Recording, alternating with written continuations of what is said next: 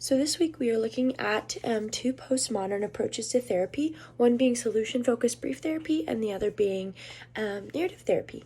So both therapies are this postmodern approach to the therapeutic processes. Both acknowledge the client as the expert of their own life, rather than the counselor really being this for other theories. Both therapy styles are also collaborative and assumes that there could be multiple truths to a client's life as they're coming into the counseling space. Both of the therapies work to enhance awareness within the client and also truly acknowledge that the stuff going on within the client's culture is affecting them as well, where this is a newer concept to therapeutic approaches. Solution-focused brief therapy approaches things very realistically, very goal-oriented at the core of this, while narrative therapy takes a slightly different route to this and calls client to create narratives, which might be, they're very meaningful, they're very rich in what they're doing, but it's a little less goal-specific driven, and it's more, hey, let's create these new narratives. The time frame is also different for these therapeutic styles. For solution-focused brief therapy, we see these sessions going from either 3 to 8 sessions, sometimes a little longer, where narrative therapy, there's no set time frame. It's as little or as long as the client might need to truly foster and create this new narrative for themselves.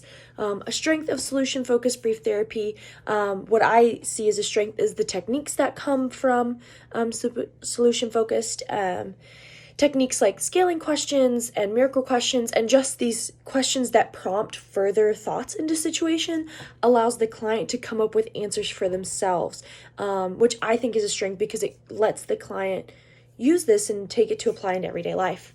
Limitation of the solution focused is the length of time spent with clients. For some clients who take more time to open up, take longer time to dive into deeper issues, this may not be enough time to build good rapport and make true progress. You might have someone who's introverted, who culturally they need more time to connect with the counselor and the client in that relationship, and so this time frame really wouldn't work out for them. A strength of narrative therapy is this increased sense of self-awareness and independent problem solving, and it encourages and empowers the client in their process. A limitation might be creating set outcomes that truly benefit the client without overstepping in the process.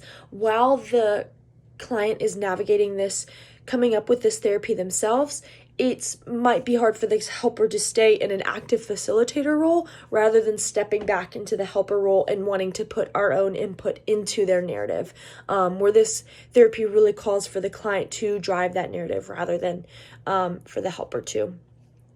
In both of these therapies, really we see an emphasis on the client being viewed as the expert over their lives, the expert and the person who is controlling their thoughts. So we turn to Christian concepts and we see that we must trust the Lord with our narrative and continue to grow for his kingdom and continue to craft this narrative in order to be something that's glorifying to him.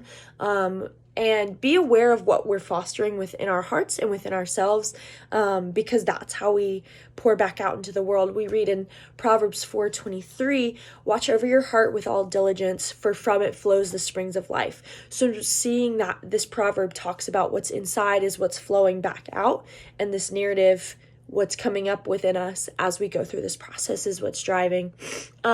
One that could potentially be incompatible with Christian concepts is that these theories acknowledge that there could be multiple truths, where with Christian concepts, there's one truth and one thing that is true. So this could be a place where it gets a little gray of, okay, where do these things overlap? For creating measurable outcomes, both therapies are a little more lofty, and they're a little where the client's driving the session. It might be harder to come up with measurable outcomes because there's not as much set guide of this is how this will go, and this will go, and this will go. Language is a big part of these, and so knowing that that could be something that's measurable, but each client is going to come in with a different need, a different goal to set for themselves, and a different narrative to change. So knowing that could be different for each client might make it a little more hard to come up with outcomes.